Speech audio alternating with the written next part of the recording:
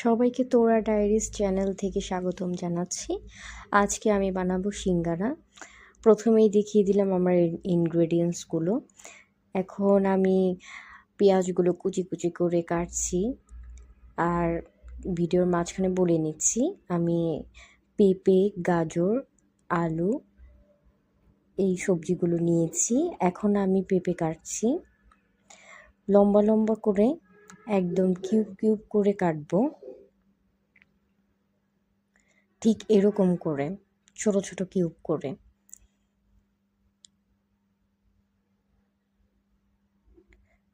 তারপর আমি আলুটা নিয়ে নিলাম। আলুটাও ঠিক সেমভাবে লম্বা লম্বা করে কিউব কিউব করে কেটে নিচ্ছি, একদম ছোট ছোট কিউব করে।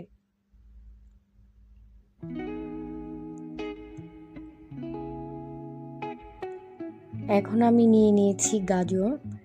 গাজরটাও সেম লম্বা লম্বা করে কাটবো, দেন ছোট ছোট কিউব করে কেটে নিয়েছি।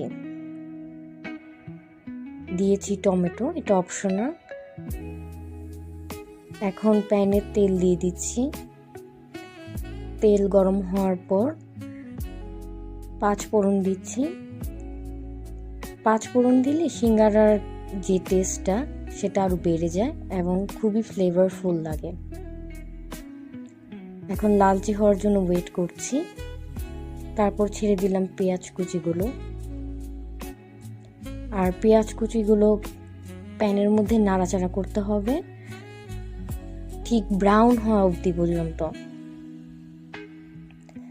এখন দিয়ে দিচ্ছি হলুদের গুঁড়ো,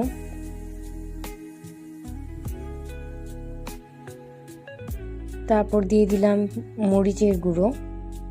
এরপর একটু পানি দিয়ে গরম মশলার ফাঁকি দিব।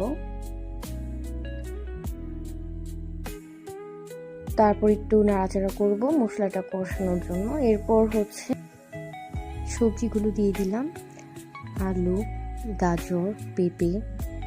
এখন এগুলো নাড়াচাড়া করব। তারপর সামান্য লবণ দিব। এরপর একটু ঢেকে রাখবো।